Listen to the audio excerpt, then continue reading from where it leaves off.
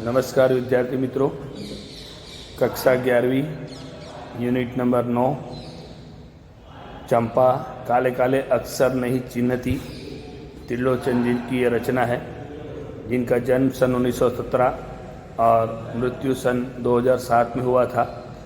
प्रगतिशील विचारधारा के कवि त्रिलोचन का जन्म कटघरा चिरानीपट्टी जिला सुल्तानपुर उत्तर प्रदेश में हुआ था।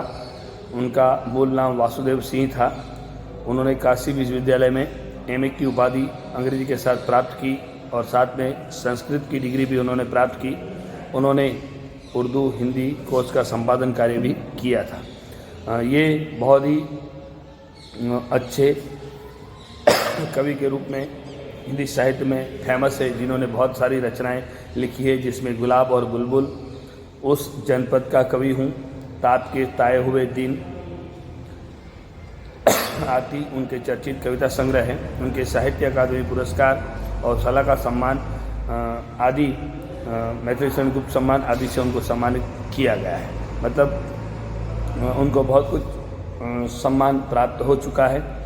यहाँ संकलित कविता चंपा काले काले अक्षर नहीं चिन्हती में एक गांव की जो अनपढ़ लड़की है, उसकी कथा कविता के माध्यम से हमारे सामने इस त्रिलोचन जी ने प्रस्तुत किया है कि वो कहती है कि मैं अनपढ़ गवार भले हूँ, पर बहुत ही समझदार हूँ, बहुत कुछ जानती हूँ। पर त्रिलोचन जी जब अपने कार्य करने के लिए बैठते हैं, उस समय जो शरारत करती है, और उसी शरारत को ध्यान में रखकर उन्होंने यहाँ पर बहुत ही अपने रोचक ढंग में इस कविता को वर्णित किया है। उसी का वर्णन यहाँ पर त्रिलोचन जी ने हमारे सामने प्रस्तुत किया है। विद्यार्थी मित्रों, किताब अपने हाथ में रखना। मैं यहाँ से कविता का पठन करूँगा, उसके बाद हम आपको समझाएंगे। चंपा काले काले अक्षर नहीं चिन्हती, मैं जब पढ़ने लगता हूँ वह आ जाती है, खड़ी खड़ी चुपचाप सुना करती है, उसे बड़ा अचरज होता है, इन काले चिन्हों से कैसे यह सब स्वर निकला करते हैं। चंपा सुंदर की लड़की है, सुंदर ग्वाला है, गाय भैंसे रखता है।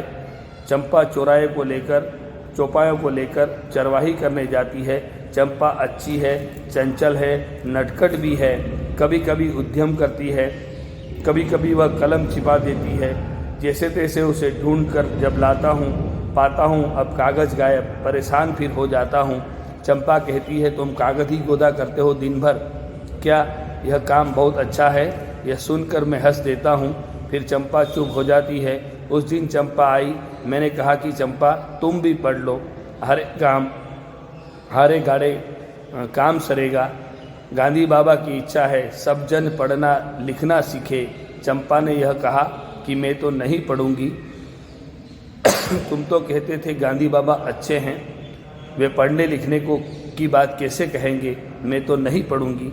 मैंने कहा कि चंपा पढ़ लेना अच्छा है, ब्याह तुम्हारा होगा, तुम गोने जाओगी, कुछ दिन बालम संग साथ रहकर चला जाएगा जब कलकत्ता, बड़ी दूर है वह कलकत्ता, कैसे उसे संदेशा दोगी, कैसे उसके पत्र पढ़ोगी? चंपा पढ़ लेना अच्छा है। चंपा बोली, तुम कितने झूठे हो देखा, हाय राम, तुम पढ़ लिख कर इतने झूठे हो। मैं तो ब्याह कभी न करूँगी, और कहीं जो ब्याह हो गया तो मैं अपने बालम को संग साथ रखूँगी, कलकत्ता में कभी न जाने दूंगी, कलकत्ते पर बजर गिरे। मतलब यहाँ पर कवि जो कहना चाहते हैं उस माध्यम से, वो अनपढ़ गंवार लड़की पढ़ना नहीं जानती, और पढ़ना लिखना उसको कहा गया तो वो मना करती है कि मैं मुझे पढ़ना लिखना नहीं है। पर त्रिलोचन जी ने यहाँ पर उसको बहुत समझाया, तब उसने अपनी भाषा में अपने शब्दों में जो बात कही है, जो उत्तर दिया है, उसी का वर्णन यहाँ पर इन्होंने बहुत ही रोचक ढंग से प्रस्तुत किया है। अब हम कविता को अपने अच्छे ढंग से और अच्छी तरह से समझते हैं।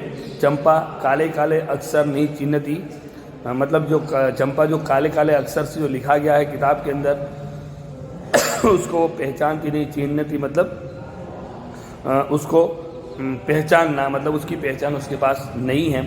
मैं जब पढ़ने लगता हूँ वो आ जाती। जब त्रिलोचन जी कहते हैं कि मैं जब अपनी पढ़ाई करने के लिए बैठता हूँ तो वो आ जाती है, खड़ी खड़ी चुपचाप सुना करती है। मतलब ये जब पढ़ाई कर रहा हूँ तो मैं अपना काम कर रहा हूँ पढ़ाई का, तो उस समय वो आ जाती है और चुपचाप क्या हो जाती है, खड़ी हो जाती है और सुन रही है मेरी बातें कि जो मैं पढ़ रहा हूँ, वह चुपचाप सुना करती है। उसे बड़ा अचरज होता है, उसे बड़ा आश्चर्य होता है। अचरज होना मतलब आश्चर्य होना, इन काले चिन्हों से कैसे ये सब स्वर निकला करते हैं। वो कहती है, सोचती है कि जो काले काले अक्षर यहाँ पर लिखे हुए दिखाई दे रहे थे, उसके अंदर से ये सब कुछ स्वर कैसे निकल रहे, क्योंकि स्वर तो निकलेंगे, क्योंकि जो लिखा हुआ है वो हम पढ़ रहे हैं, तो पढ़ने से उसके अंदर से स्वर निकलते हैं। चंपा सुंदर की लड़की है। चंपा किसकी लड़की है? सुंदर की लड़की। उसके पिताजी का नाम सुंदर है और सुंदर ग्वाला है, गाय भैंसे रखता है। सुंदर कौन है? एक ग्वाला है जो गाय भैंसे रखने का काम करता है। चंपा चौपायों को लेकर चरवाही करने जाती। चंपा उन गायों को एक साथ लेकर क्या करती है? उनको चराने के लिए लेकर जाती है। चंपा अच्छी है, चंचल है और नटखट भी है। किसी है? चंपा अच्छी भी है, चंचल है और नटखट भी है, मतलब थोड़ी शरारती भी है। कभी कभी उद्यम करती है, कभी कभी बहुत परेशान करती है किसी और को, जैसे मुझे परेशान करती है, अपने साथ साथ के बच्चों को परेशान करती है। तो यहाँ पर ये जब मैं अपना काम करने बैठती हूँ तो कभी कभी उद्यम करती है, कभी कभी वो कलम छिपा देती है, कभी कभी क्या करती है? उद्यम करती है, मुझे बहुत परेशान करती है। और जब मैं लिखने बैठता हूँ तो मेरी कलम छिपा देती है। जैसे तैसे उसे ढूंढ कर जब लाता हूँ, जब मैं कलम छिपा देती है तो मैं खड़ा होकर उस कलम को ढूंढने के लिए जाता हूँ। जैसे तैसे मैं कलम ढूंढ कर वापस लाता हूँ तो पाता हूँ कि अब कागज़ गायब। और जैसे ही पाता हूँ तो उस समय क्या होता है कि वहाँ से कागज़ गायब हो जाते हैं। परेशान फिर हो जाता हूँ, इसलिए मैं फिर परेशान हो जाता हूँ कि भाई चलो लिखने बैठे थे, कलम गायब हो गई, कलम वापस लेकर आए तो यहाँ पर देखा कि जिसके ऊपर लिखना है वो कागज़ ही गायब हो गया। तो मतलब फिर मैं परेशान हो जाता हूँ। मतलब इस तरह वो उद्यम करती रहती है, मुझे परेशान करती रहती है। फिर चंपा कहती है, तुम कागज़ ही गोदा करते हो दिन भर। तुम क्या करते हो? दिन भर कागज़ ही। हम लोग जब कागज़ में ऐसे ऐसे करके लिखते हैं ना, ऐसे ऐसे, तो वो क्या समझती है कि तुम कागज़ ही गोदा करते हो। आपने गाँव में देखा होगा कि अधिकतर स्त्रियों के हाथ में, अब तो सिटी में भी ये बहुत चालान हो गया है कि लोग अपने हाथों में, अपने गले में, अपने सिरहाने में या फिर कहीं और जगह पे, जहाँ कहीं जगह आपको मिली उस हर जगह पे क्या करते हैं? टैटू बनवाते हैं। जो टैटू है वो गांव में लोग क्या करते हैं कि हाथ पे जो चित्र बनाए जाते हैं उसको गोदना कहते हैं। तो ऐसे ऐसे आप गोदा करते हो। तो मुझे वो क्या कहती है कि तुम हर समय कागज़ ही गोदा करते हो दिन भर। यह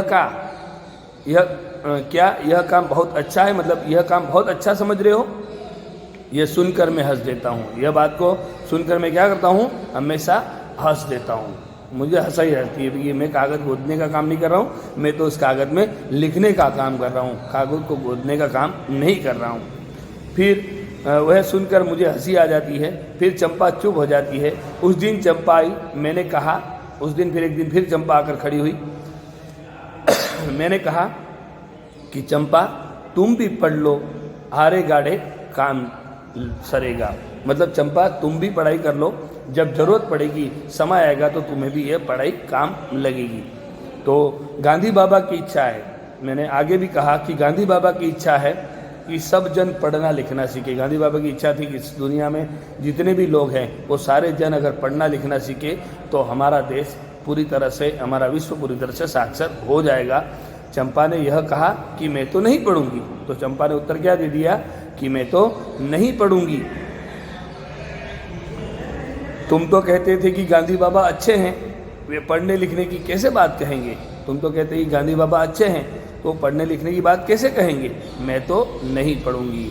तुम एक तरफ कहते हो गांधी बाबा की इच्छा थी कि सब जन पढ़ना लिखना सीखे, तो तुम तो कहते हो गांधी बाबा अच्छे हैं, जो अच्छे इंसान हों तो वो तो पढ़ने लिखने की बात कर ही नहीं सकते। मतलब पर फिर भी मैं तो नहीं पढ़ूंगी। मैंने कहा कि चंपा तुम पढ़ लेना अच्छा है, इसलिए तुम्हें मैं गुजारिश करता हूँ कि तुम पढ़ लो, पढ़ लेना बहुत अच्छा है। ब्याह तुम्हारा होगा, तुम गोने जाओगी। मतलब तुम्हारे लिए पढ़ लेना अच्छा है। जब तुम्हारा ब्याह होगा, जब तुम अपने ससुराल जाओगी, गोना मतलब ससुराल, जब तुम अपने ससुराल जाओगी, कुछ दिन बालम संग साथ रहकर चला जाएगा। जब कलकत्ता तुम ससुराल जाओगी और अपने ससुराल जाने के बाद तुम्हारा पति तुम्हारे साथ थोड़े दिन रह लेगा, उसके बाद जब वो तुम्हें छोड़ के अपने व्यवसाय के हेतु कलकत्ता चला जाएगा तो तुम क्या करोगी? तो उस समय वो कलकत्ता बड़ी दूर है, बड़ी दूर है वह कलकत्ता। कैसे उसे संदेशा दोगी?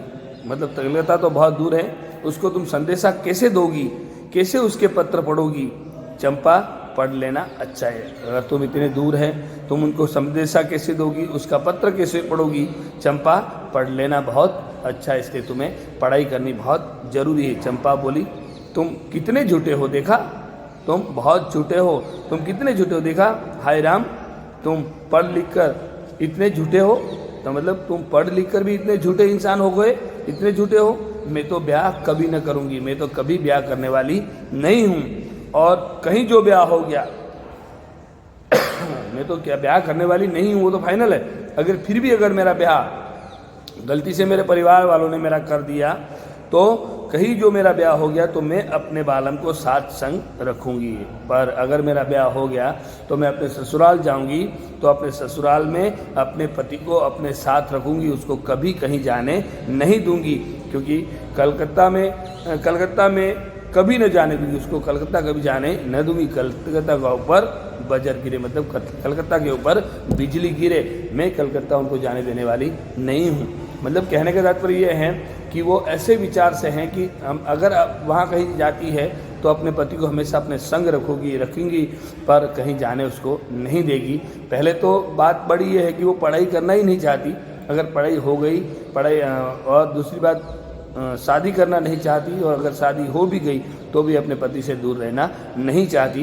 कहने का तात्पर्य यह है कि यहाँ पर जो चंपा का माध्यम बताया है कि एक ऐसी अनपढ़ और गंवार लड़की है, पर बहुत ही नटखट है, चंचल है, बहुत ही होशियार है। और उसी हम लोग सोचते कि गांव की गंवार होते, पर ये गांव की लड़की गंवार नहीं है, पर बहुत ही होशियार है, चंचल है, नटखट है। और उसी का वर्णन यहाँ पर त्रिलोचन जी ने हमारे सामने प्रस्तुत किया है। तो हम पूरी कविता को फिर से देख लेते हैं कि क्या कहना चाहती हैं। तो चंपा इन काले काले अक्षर को पहचानती नहीं है। त्रिलोचन जी जब पढ़ाई करने के लिए बैठते हैं तो वो खड़ी हो जाती है और चुपचाप खड़ी रहती है, कुछ बोलती नहीं है। उससे आश्चर्य होता है कि इन काले काले अक्षरों में किस तरह से ये इस प्रकार के स्वर निकलते हैं। चंपा एक सुंदर नाम का ग्वाला है, उसकी लड़की है। चंपा उन सब गायों को लेकर चराने के लिए जाती है। वो एक ऐसी चंचल और नटखट लड़की है, कभी कभी बहुत परेशानी में खड़ा कर देती है, परेशान करती है। जब त्रिलोचन जी पढ़ाई करने के लिए बैठते हैं तो वो चुपचाप उनकी कलम छिपा देती है। वो कलम छिपा की हुई ढूंढने के लिए जाते हैं। जब जैसे ही ढूंढ कर लेकर आते हैं तो उसी समय अचानक वो देखते हैं कि जिसके ऊपर लिखना था वो कागज़ ही गायब हो जाता है। वो फिर परेशान हो जाते हैं। तो उस समय वो कहती है कि तुम दिन भर पूरे दिन क्या करते हैं, हर समय पर तुम कागज़ ही गोदा करते हो, यह काम बहुत अच्छा है। यह सुनकर मैं हंस देता हूँ। मतलब ये वो कहती है कि भाई तुम हर समय कागज़ को गोदा करते हो, तो क्या तुम्हें यह काम बहुत अच्छा लगता है? तो ये बात सुनकर त्रिलोचन जी हंस देते हैं। फिर चंपा उस बात को कहकर चुप हो जाती है। तो उस दिन फिर अचानक से त्रिलोचन जी के पास वो आती है, तो उसने कहा कि चंपा तुम भी पढ़ाई कर लो, जब समय आएगा ज़रूरत पड़ेगी तो तुम्हें ये काम लगेगा। और गांधी बाबा भी, हमारे गांधी जी भी चाहते थे कि सब जन पढ़ना लिखना सीखें। चंपा ने कहा कि ये क्या, मैं तो पढ़ना नहीं जाऊंगी या पढ़ने नहीं जाऊंगी, मुझे नहीं पढ़ना है। और तुम तो ये कह रहे थे कि गांधी बाबा अच्छे हैं, और जो अगर गांधी बाबा अच्छे हैं तो वो पढ़ने लिखने की बात कैसे करेंगे, मैं पढ़ने वाली नहीं हूँ। तब त्रिलोचन जी कहते हैं कि भाई पढ़ना लिखना हमारे लिए बहुत ज़रूरी है।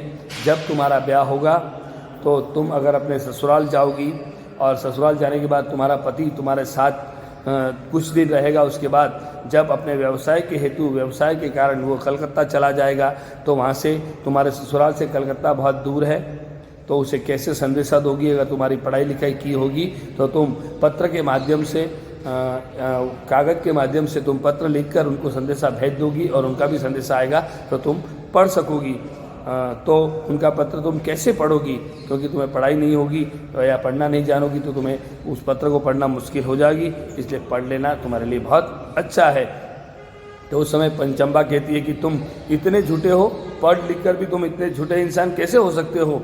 बराबर है, मैं तो कभी भी ब्याह नहीं करने वाली हूँ। मतलब पहले तो उसने ये कहा कि पढ़ना लिखना तो दूर की बात है, पर मैं ब्याह भी कभी नहीं करूँगी। और अगर गलती से मेरे परिवार वालों ने मेरा ब्याह भी कर दिया तो क्या करेगी कि मैं अपने बालम को अपने साथ ही रखूँगी। अगर मेरा ब्याह हो गया तो मैं अपने बालम को अपने साथ रखूँगी, कलकत्ता में कभी नहीं जाने देने वाली हूँ, वो हमेशा मेरे साथ रहेंगे और कलकत्ता के ऊपर बिजली गिरे। मतलब कहने का तात्पर्य यह है कि वो कलकत्ता के ऊपर बिजली गिराना चाहती है पर अपने पति के साथ रहकर हमेशा अपना काम करना चाहती है, मतलब उससे दूर रहना नहीं चाहती। मतलब कहने का तात्पर्य यह है कि वो नटखट लड़की है, वो केवल अपने माध्यम से जो बात उसके मन में है वही बात को पकड़ कर रखी हुई है और वही बात आगे चला रही है। इसलिए पढ़ना लिखना अच्छा नहीं मानती और ससुराल में जाकर भी अपने पति से दूर रहना नहीं चाहती। वो बात यहाँ पर अपने शब्दों में उसने बहुत ही रोचक ढंग से त्रिलोचन के माध्यम से हमारे सामने प्रस्तुत किया है। विद्यार्थी मित्रों, साथ में आपको शब्दार्थ और जो टिप्पणी दी है वो भी आपको लिखनी है एवं स्वाध्याय के प्रश्न के उत्तर है उसमें विकल्प दिए गए हैं। एक वाक्य के प्रश्न के उत्तर दिए गए हैं, दो वाक्य के उत्तर हैं और 5-6 वाक्य के उत्तर हैं, वो आपको लिखने हैं और वो लिखोगे। उसके बाद स्वाध्याय के प्रश्न के साथ साथ आपका काम जो है वो आप करते रहिए। बहुत ही जल्द स्कूलें शुरू होने की संभावनाएं गवर्नमेंट ने की है, तो अब बहुत ही जल्द स्कूलें शुरू होंगी तो हम लोग मिलेंगे, उस समय हमारा आगे वाला काम भी शुरू हो जाएगा। और जहाँ तक जो काम हुआ है उस सारे यूनिट्स के कम जो स्वाध्याय हैं वो आप लिखते रहना ताकि हमारा काम बढ़ता रहे। थैंक यू वेरी मच, धन्यवाद।